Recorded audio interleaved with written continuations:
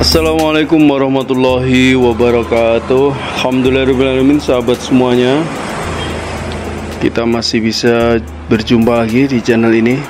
Pada video kali ini kita akan membahas tentang perbaikan sebuah laptop Acer V5 431 yang menggunakan motherboard dengan model Petra UMA MP11324. Kerusakannya, motherboard ini adalah, laptop ini kerusakannya adalah nggak bisa dinyalakan, dan menurut keterangan yang punya laptop katanya lama nggak dipakai. Tentu saja karena nggak bisa dinyalakan, kita bongkar, kita cek motherboardnya, ternyata ada beberapa bagian yang agak lembab gitu. Kita coba bersihkan menggunakan cairan thinner. Ada beberapa bagian yang kena debu gitu, kemudian agak lembab dan tentu saja ini menyebabkan kondisi yang tidak normal pada motherboard. Dan benar saja ketika kita masukkan charger ke motherboard ini, ternyata tegangan di bagian 3 volt dan 5 volt, kebetulan pada motherboard ini munculnya 3 volt dan 5 volt yang utama. Tegangan 3 volt dan 5 volt tegangan utama itu munculnya setelah tombol power ditekan. Jadi di sana dari IC regulator 3 volt 5 volt ini muncul di pin VREC 3 dan VREC 5 ya, itu muncul dulu tegangannya. Tentu saja ini yang digunakan untuk tegangan awal untuk proses controller ya. Kita coba nyalakan, ternyata sebetulnya 3 volt dan 5 voltnya mau nyala, cuma maksudnya mau muncul 3 volt dan 5 voltnya ketika tombol power ditekan mau muncul, cuma dia hilang lagi, muncul tenggelam, muncul tenggelam. Kita pencet tombol powernya, muncul tenggelam lagi. Dan tentu saja kondisi menyebabkan, karena ini menggunakan elko di bagian 3 volt 5 voltnya, sehingga kita putuskan untuk melepas elkonya. Kita ganti dengan kapasitor SMD.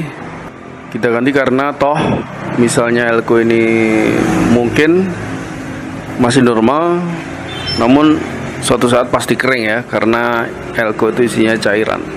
Mau kita putuskan untuk kita buang, kita ganti dengan kapasitor yang model SMD. Kita ganti kapasitornya, ternyata masih belum bisa normal juga. Kemudian kita flash biosnya kita flash. Nah, setelah di flash ada perkembangan. Jadi ketika tombol power ditekan, jadi sebelumnya tadi yang 3 volt 5 volt yang muncul sebentar itu, lampu powernya, indikator powernya tidak bisa nyala. Setelah kita flash, kita pencet gitu, tombol powernya bisa nyala, cuma tetap nyala sebentar, mati lagi.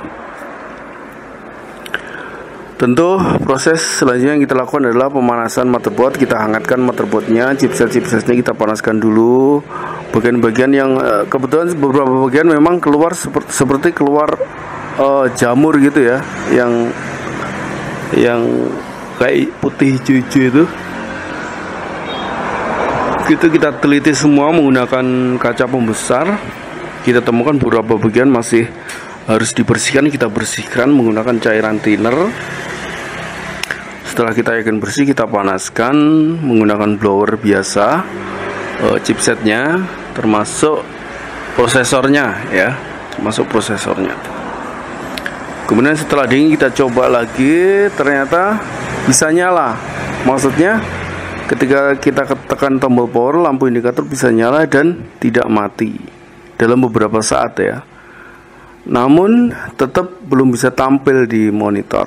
Dan setelah kita cek, ternyata VCC core-nya tidak ada tegangan sama sekali.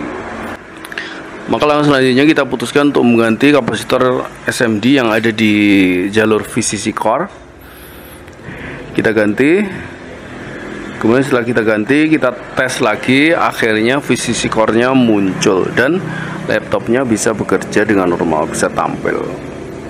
Jadi langkah yang kita lakukan tadi mulai dari awal ya, kita ganti kapasitor di jalur 3 volt dan 5 volt jalur utamanya. Kemudian kita ganti juga kapasitor yang ada di jalur VCC core. Kemudian kita panaskan chipset-chipsetnya, kita hangatkan. Barangkali ada bagian tertentu yang lembab di bagian bawahnya, di bawah chipsetnya nggak kelihatan. Kita panaskan, kemudian kita bersihkan bodinya, seluruh permukaan mainboardnya menggunakan thinner, dan akhirnya kita flash juga tadi ya, kita flash BIOSnya. Akhirnya motherboard ini bisa kembali bekerja dengan normal. Baik sahabat semuanya, ini tentang motherboard Acer V3 531, Acer V5431 yang menggunakan motherboard dengan model 11324. Semoga bermanfaat sahabat semuanya. Barangkali ketemu dengan problem yang sama. Memang ketika laptop itu lama nggak dipakai, yang mengakibatkan efek lembab di bagian permukaan mainboardnya. Kadang-kadang permasalahannya sulit ditemukan karena bagian yang rusak tentu tidak menetap di bagian tertentu saja. Karena bagian yang lembab tentu tidak di bagian tertentu, bisa berubah-ubah. Sebagaimana juga ketika laptop terkena air gitu ya, terkena air dan titik yang terkena air kita nggak tahu, pas hujan misalnya. Nah, itu memang kita harus jeli mencari sumber permasalahan. Baik, terima kasih sahabat semuanya. Jika menurut kamu bermanfaat, silahkan like dan share video ini. Jangan lupa subscribe channel kita biar lebih berkah. Ketemu lagi pada video yang akan datang. Wassalamualaikum warahmatullahi wabarakatuh.